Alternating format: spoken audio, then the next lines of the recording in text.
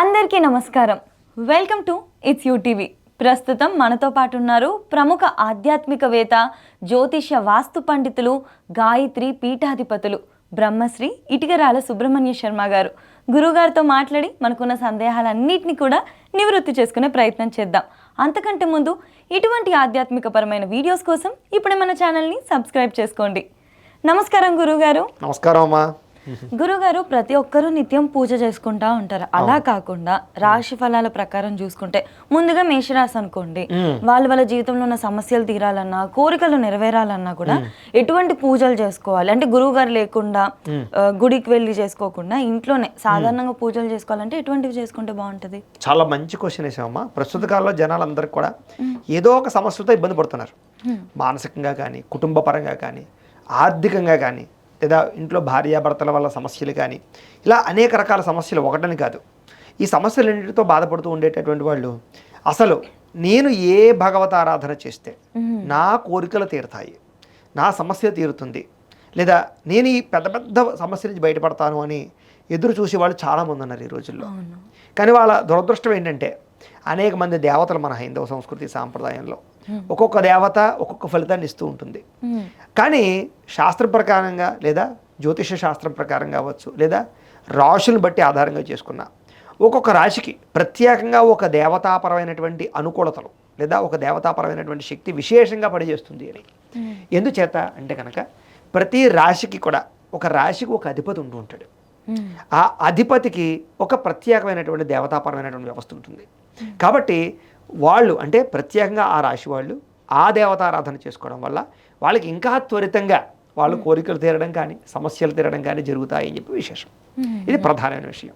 ఇప్పుడు మీరు అడిగిన ప్రశ్నకి మొట్టమొదటిగా అసలు మేషరాశి వారు ఏ దేవతారాధన చేసుకుంటే వాళ్ళకి ఇలాంటి కోరికలు తీరతాయి చూద్దాం. సాధారణంగా గుళ్ళకి వెళ్ళామనుకోండి, పూజలు చేసుకునే అవకాశం ఉండటం లేదు. ఎందుకంటే ఏ గుడి చూసినా కిక్కిరిసిపోయి ఉంటున్నారు జనాలు. అసలు దర్శనం అవడమే గొప్ప అయిపోతుంది. కాస్త ఫేమస్ అయిందంటే గుడి, కనీసం ప్రదక్షిణాలు చేసే ఖాళీ కూడా ఇవ్వట్లేదు జనాలు. కనీసం ఒక దీపారాధన చేసుకుందాం ఒక చెట్టు కింద అన్నా కూడా అవ్వట్లేదు, ఖాళీ ఉండలేదు. అంతలా ఇప్పుడు ఆలయాలు విపరీతంగా ఇదైపోయాయి. ఫేమస్ అయిన ఆలయాలేమో అసలు ఖాళీ ఉండలేదు, లేని ఆలయం జోలికి అసలు ఎవడు వెళ్ళలేదు. అర్థమైంది మీకు? అలా తయారయ్యే ఆలయాలు. సరే, ఏది ఏమైనా గుళ్ళకి వెళ్ళామనుకోండి, పూజలు చేసుకునే అవకాశం తక్కువగా ఉంటుంది. ఈ రోజులో ప్రశాంతత ఉండలేదు. సాధారణంగా ఇంట్లోనే చాలామంది పూజలు చేసుకుంటున్నారు ఈ మధ్య. అందరూ కూడా చాలా మారారు జనాలు. అందరూ కూడా ఆధ్యాత్మికత పెరిగింది. పూజలు చేయడం వల్ల వాళ్ళకి కలిగే సమస్యల నుంచి ఉపశమనాలు తెలుస్తున్నాయి.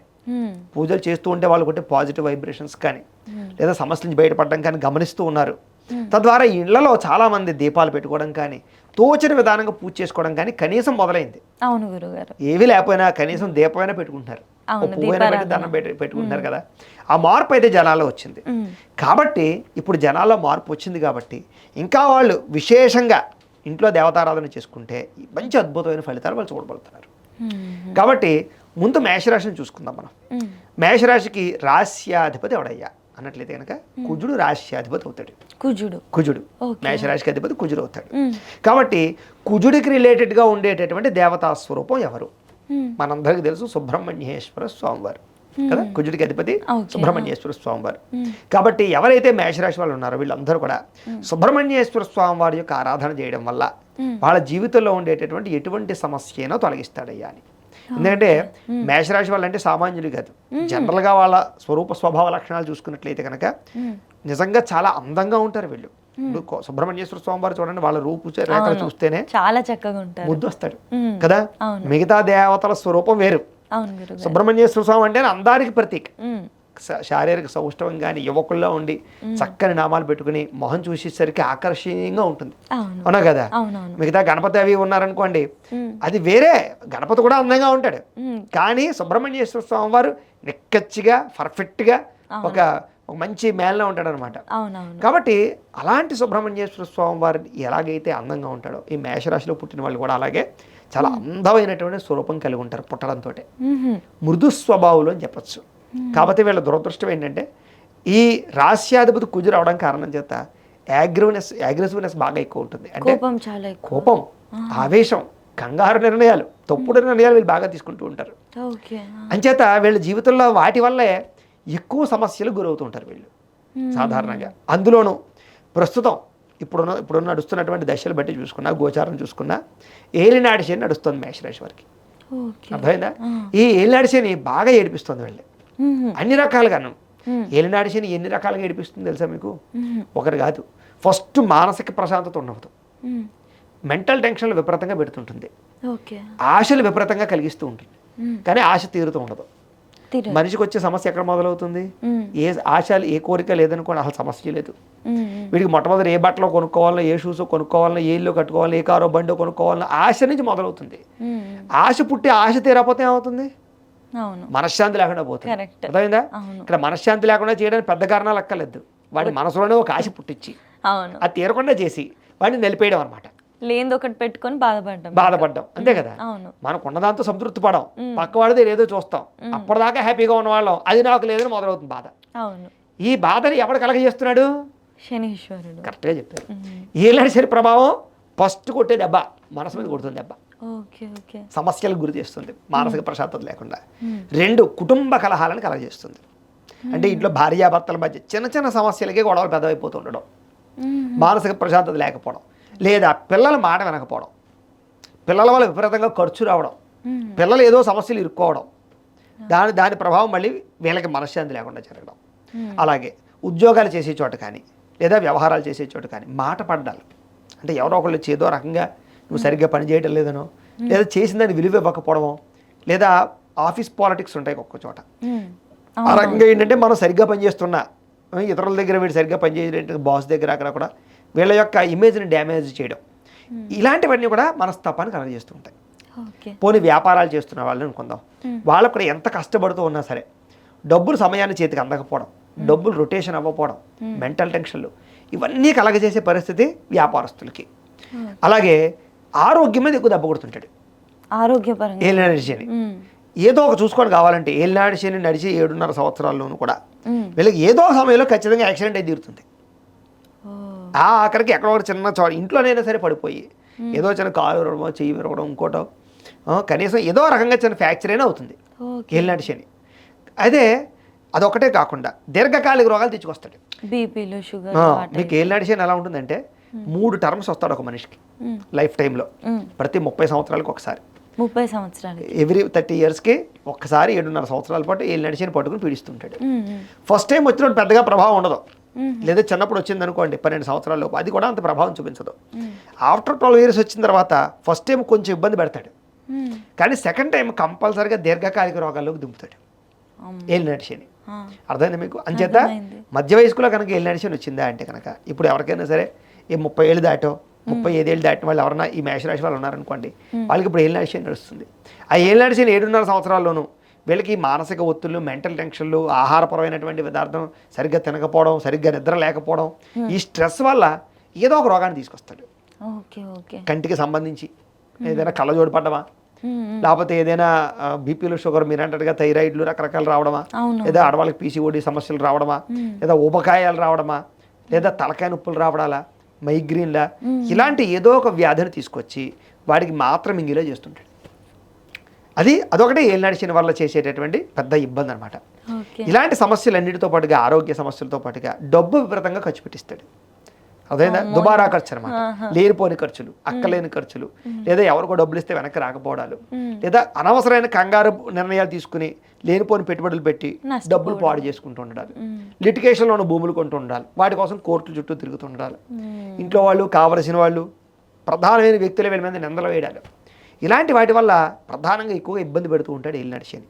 కాబట్టి ఈ ప్రస్తుతం నడుస్తున్న దశని ఇంకా ఇప్పుడే మొదలైన వాళ్ళకి ఏలినాటి శని ఇంకా 6 ఏళ్ళ పాటు ఉంది చూసుకోండి. ఇంకా 6 ఏళ్ళ గురుగారు మన దగ్గర చెప్పేది ఇంకా సంవత్సరంన్నర అయింది మొదలయ్యి, ఇంకా 6 సంవత్సరాల పాటు పడాలి వీళ్ళు మేషరాశి వాళ్ళు ఏలినాటి శనితోటి. మరి వీళ్ళకి శనీశ్వరు నుంచి అనుగ్రహం పొందాలి, కష్టాలు తీరాలి అంటే అదే చెప్తున్నాను. ఇప్పుడు అన్ని ఎందుకు చెప్పుకొచ్చానంటే అసలు వీళ్ళు ఎందుకు పూజ చేయాలి? ఫస్ట్ వీళ్ళు ఖచ్చితంగా చేయాలి గురుగారు ఇన్ని సమస్యలు. అదే కదా, అసలు ఎందుకు చేయాలి మీ ఇంట్లో పూజ అని అడగచ్చు కదా. అవునవును. అరే బాబు, మీకు మేషరాశి వారికి ఇన్ని సమస్యలు రాబోతున్నాయి రా నాయన, ఏలినాటి శని నడుస్తుంది, టైం బాగోలేదు, ఈ టైంలో ఎవరు కాపాడతారు మనల్ని? భగవంతుడు. ఖచ్చితంగా దైవ బలము, గ్రహ బలము ఉంటే తప్ప ఇలాంటి సమస్యల నుంచి మనం బయటపడలేం. అవును. కాబట్టి ప్రతి ఒక్కరూ కూడా ఖచ్చితంగా మొట్టమొదట జాతకం చూపించుకోవాలి ఫస్ట్. మాలాంటి వాళ్ళకి ఫోన్ చేస్తే date of birth, time, place of birth, పేరు ఇస్తే మేము ముందర జాతకం చూసి వాళ్ళ జాతకంలో అసలు ఏ గ్రహాల దోషాలు ఉన్నాయి, ఏమేమి ఉన్నాయి చూసి వాటికి ఏ పరిహారాలు చేసుకోవాలో చెప్తూ ఉంటాం. లేదా పరిహారాలు అవసరం మేము చేయిస్తూ ఉంటాం. దాంతోపాటుగా మేము ఏం చెప్తామంటే కనుక ఏ దేవతను ఆరాధన చేసుకుంటే విశేష ఫలితం చెప్తూ ఉంటాం. కానీ ఇప్పుడు మనం మామూలుగా ఫండమెంటల్గా అసలు మేషరాశి వారు అందరూ కూడా ఏ దేవతను ఆరాధన చేస్తే విశేష ఫలితం ఉంటుంది కనుక ముఖ్యంగా సుబ్రహ్మణ్యేశ్వర స్వామి వారిని ఆరాధన చేసుకుంటే ప్రధానంగా చాలా విశేషమైన ఫలితం కలుగుతుంది. ఆయన కూడా రుణ బాధలు పోగొడుతుంటాడు, అనారోగ్య రోగాలు పోగొడుతుంటాడు కుజుడు. భూ క్రయ విక్రయాది వ్యవహారాలని ఇబ్బంది లేకుండా చేస్తుంటాడు, భూయోగాన్ని కలగజేస్తాడు, గృహయోగాన్ని కలగజేస్తాడు. కుజుడు యొక్క అనుగ్రహం ఉందనుకోండి సంతానం కలుగుతుంది. మీకు పెళ్లిళ్ళు అవ్వకపోవడం కారణం కుజదోషాలే. కుజదోషాలు అర్థమైందా? అంచేత కుజదోషం అంచేత సుబ్రహ్మణ్యేశ్వర స్వామి పూజ చేసుకోవడం వల్ల ఖచ్చితంగా వివాహం కాని వాళ్ళకి స్త్రీ పురుషులు వివాహాలు అవుతాయి, ప్రేమించిన వాళ్ళతో వివాహ యోగ్యతలు కనపడతాయి, సంతాన యోగ్యత కనపడుతుంది, రుణబాధలు తీరుతాయి, ఆరోగ్య సమస్యలు పోతాయి. చూసారు ఇన్ని రకాల ప్రయోజనాలు సుబ్రహ్మణ్యేశ్వర స్వామి వారికి పూజ చేసుకోవడం వల్ల ఉందో వీళ్ళకి కలుగుతుంది. అయితే ఏ రోజు చేయాలి ఇది కదా ప్రధాన విషయం. సుబ్రహ్మణ్యేశ్వర స్వామి వారికి ఇష్టమైనటువంటి రోజు లేదా ఈ రాశ్యాధిపతి అయినటువంటి కుజుడికి ఇష్టమైనటువంటి రోజు మంగళవారం కాబట్టి మంగళవారం నాడు పూజ చేయాలి ఖచ్చితంగా. అర్థమైందా? అయితే ఏ సమయంలో చేయాలండి? పొద్దున సంధ్యావేళన. Yes exactly. సాధారణంగా కుజహోర ఎప్పుడైతే ఉందో ఆ సమయంలో చేయడం వల్ల విశేష ఫలితం కలుగుతుంది. అది మనకి క్యాలెండర్లో అవసరం లేదు, ఎప్పుడైనా ఒకటి గుర్తుపెట్టుకోండి. ఏ వారం ఉందో ఆ వారం, ఇప్పుడు బుధవారం ఉందనుకోండి, బుధవారం పొద్దున్న 6 గంటల నుంచి 7 గంటల బుధవారం ఉంటుంది. అలాగే ఇప్పుడు మంగళవారం ఉంది, మంగళవారం కుజవారం అంటారు దాన్ని. పొద్దున్న 6 గంటల నుంచి 7 గంటల దాకా కుజవారం ఉంటుంది. Morning 6 to 7. ఎప్పుడైనా ఏ పూజకైనా సరే మనం ఇప్పుడు చెప్పేటటువంటి రాశి ఫలితాల ప్రకారంగా చెప్పే పూజలన్నీ కూడా ఏ దేవతకైతే చేస్తున్నామో ఆ దేవుడికి సంబంధించినటువంటి ఈ యొక్క హోర మార్నింగ్ 6 to 7 ఉంటుంది. అర్థమైందా? అంటే సూర్యోదయాన్ని బట్టి పావు గంట అటు ఉంటుంది, కానీ మాక్సిమం 6 అనేది కామన్ గా చూసుకోవచ్చు మనం. అర్థమైందా? పూజ ఎంతోసేపు ఉండదు, 20 minutes లేదా 30 minutes. అర్థమైందా? కాబట్టి 6కి స్టార్ట్ చేసామంటే 6:20 కానీ 6:30 కానీ పూజ అయిపోతుంది. గురుగారు ఇప్పుడు పూజ అని అంటున్నాం కదా, ఆ పూజలో అసలు అంటే ఏంటి ప్రాసెస్? దీపారాధన చేసి మనం చదువుకోవాలా స్తోత్రాలు? ప్రధానంగా ఏంటంటే పూజ అనేటటువంటిది లమిత్యాది పంచపూజ అని ఒక విధానం ఉంది. లమిత్యాది పంచపూజ అంటే మాకు ఏ మంత్రాలు రావండి, మాకేమీ తెలియదు పూజ గురించి, మేము ఏం చేసుకోవాలి అంటే కనుక లం పృథివీ తత్వాత్మకాయ పుష్పం పరికల్పయామి, ఆకాశ తత్వాత్మకాయ గంధం పరికల్పయామి, వాయుతత్వాత్మక ధూపం పరికల్పయామి, తేజో తత్వాత్మకాయ దీపం పరికల్పయామి, అమృత తత్వాత్మకాయ అమృతోపహార నైవేద్యం పరికల్పయామి అని పంచపూజ అంటారు దాన్ని. అంటే ఏంటి? పోనీ ఇవన్నీ కూడా చెప్పక్కర్లేదు ఇప్పుడు నేను చెప్పినవన్నీ కూడా. ఫస్ట్ ఒక పుష్పం పెట్టడం, అర్థమైందా? ఆ పుష్పం తర్వాత ఒక అగరవత్తి వెలిగించి చూపించడం, తర్వాత దీపం పెట్టడం, దీపాన్ని స్వామివారికి ఎలా చూపించడం, తర్వాత ఏదైనా బెల్లం ముక్క కానీ చిప్స్ కానీ ఒక అరటిపండు ఓ పండు మీకు తోచింది ఏదైనా సరే నైవేద్యం పెట్టడం, చక్కగా ఒక హారతి ఇచ్చేయడం, సింపుల్గా. దాన్ని లమిత్యాది పంచపూజ అంటారు. అర్థమైందండి? అదైనా చేసుకోవచ్చు. అలాగే కొంచెం గంధం, పుష్పంతో గంధం వేయడం, దీన్ని లమిత్యాది పంచపూజ అంటారు. ఇది సాధారణంగా అసలు మనకి ఏ టైము లేదు, ఓ 2 minutes 3 minutes ఉంది కాబట్టి ఇలా సింపుల్గా చేసుకోవాలంటే కనుక ఇలా చేసుకోవచ్చు.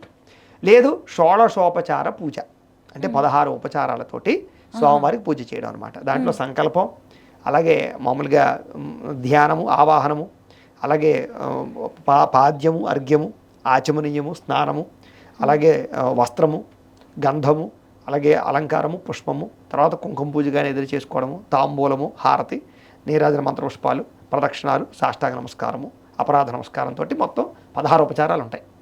ఆ ఉపచారాలతో పూజ చేసుకోవచ్చు ఇంట్లోనే. దానికి 20 నిమిషాలు పడుతుంది. 20 నిమిషాలు 20 minutes ఓన్లీ. ఆ ప్రాసెస్ మనకి పుస్తకాల రూపంలో ఉంటుంది, లేదా నేనే సొంతంగా మా ఛానల్లో ఈ పూజ ఎలా చేసుకోవాలో ఆల్రెడీ వీడియోలు పెట్టడం జరిగింది. మీరు ఏమి అక్కడ మంగళవారం సుబ్రహ్మణ్యేశ్వర స్వామి పూజ అని కొడితే యూట్యూబ్లో మీకు ఆ వీడియో వచ్చేస్తుంది. నేనే చేయించింది ఉంటుంది చక్కగా. మీరు ఆ వీడియోని ఎదురుగుండా పెట్టుకుని చక్కగా మీ ఇంట్లో మీరు భక్తి శ్రద్ధలతో ఒక పావు గంట సేపు పూజ చేసుకున్నట్లయితే చాలు, మీకు బ్రహ్మాండంగా ఆ రోజే కాదు ఆ పూజా ఫలితం నెక్స్ట్ వీక్ దాకా కూడా వస్తుంది. ఈ ట్యూస్డే నుంచి మళ్ళీ వచ్చే ట్యూస్డే దాకా కూడా ఈ పూజా ఫలితం మీకు ఏ సమస్య రాని కూడా కాసేస్తుంది. పూజ చేసుకున్న తర్వాత చక్కని పాజిటివ్ వైబ్రేషన్స్, తెలియని ప్రశాంతత, తెలియని ఒక ధైర్యం. అప్పటిదాకా చాలా మందికి ఎలా ఉంటుందంటే ఏ పని చేసినా ఒక భయం, ఒక టెన్షన్, నాకు అవుతుందా అవదా, లేకపోతే ఈరోజు ఆఫీస్కి వెళ్తే ఎలా ఉంటుందో ఈరోజు. అలాగే ఏంటంటే ప్రతి దానికి కొంచెం ఒత్తిడి గురవుతుంటారు తెలియకుండానే. అవన్నీ కూడా ఈ పూజ చేసుకున్న తర్వాత తెలియకుండానే నా వెనకాల ఏదో సపోర్ట్ ఉంది, నా వెనకాల ఒక బలం ఉంది, నాకేం ఉండదు, నాతో పాజిటివ్గా ఉంటుంది అన్న పాజిటివ్నెస్ని ఖచ్చితంగా పూజ చేసుకున్న తర్వాత చూస్తారు, వాళ్ళు అది ఫీల్ అవ్వగలుగుతారు. ఇది ప్రధాన విషయం. కాబట్టి ఖచ్చితంగా ఈ పని చేసుకునే ప్రయత్నం చేయండి. రెండోది, ఈ ప్రస్తుతం ఏలినాటి శని నడుస్తుంది కదా, దానికి రిలేటెడ్గా ఏలినాటి శని దోషం పోవడానికి ముఖ్యంగా వెంకటేశ్వర స్వామి వారు చాలా బ్రహ్మాండంగా పనిచేస్తారు. వెంకటేశ్వర స్వామి వారు అందుకనే సప్త శనివార వ్రతం అని ఒకటి ఉంటుంది. ఓకే, 7 శనివారాల వ్రతం ప్రస్తుతం ట్రెండింగ్. అవును, ఇది తెలియని వాళ్ళు ఎవరు లేరు. అవును గురుగారు. కొన్ని లక్షల మంది ఆచరిస్తున్నారు ఆల్రెడీ ప్రస్తుతం. అర్థమైందా? ఎందుకంటే శనీశ్వరుడు చెప్పాడు, శనీశ్వరుడు వెంకటేశ్వర స్వామి వారి దగ్గరికి వెళ్తాడు. వెళ్ళి వెంకటేశ్వర స్వామి ఇలాగా అందరూ కూడా నన్ను లెక్క చేయడం లేదు, గ్రహాలలో నీచ గ్రహం నాదే, అందరూ నన్ను శనీశ్వరుడిని, నల్లగా ఉంటావని, మంచివాడు కావు అని, ఇంకొకటని రకరకాలుగా నన్ను వెక్కిరిస్తే అవహేళన చేస్తున్నారు, ఎవరు నాకు గౌరవాన్ని ఇవ్వటం లేదు, ఎవరు నన్ను పూజ చేయటం లేదు, నన్ను అసహించుకుంటున్నారు అందరూ కూడాను, నేను తట్టుకోలేకపోతున్నాను వెంకటేశ్వర స్వామి అని బాధపడతాడు. బాధపడితే ఇప్పుడు వెంకటేశ్వర స్వామి వారు ఏం చెప్తాడంటే, నాయన ఇక బాధపడకు, నువ్వు నా శరణ వేడేవు కాబట్టి నీకు ఇప్పుడే నీకు అనుగ్రహాన్ని ఇస్తున్నాను, ఇక నుంచి కూడా ఎవరైతే శనివారం రోజున నన్ను పూజిస్తారో వాళ్ళు నిన్ను కూడా పూజ చేసినట్టే, ఎవరైతే నిన్ను దర్శిస్తారో వాళ్ళు నన్ను దర్శించినట్లే. నేనిచ్చే ఫలితం ఏంటో నువ్వు ఇస్తావు, నువ్వు ఇచ్చే ఫలితం ఏంటో నేను ఇస్తాను. శనివారం రోజు నీకు పూజ చేసినా నాకు పూజ చేసినా నేను అనుగ్రహిస్తాను వాళ్ళకి ఏ దోషాలు లేకుండా చేస్తాను నేను.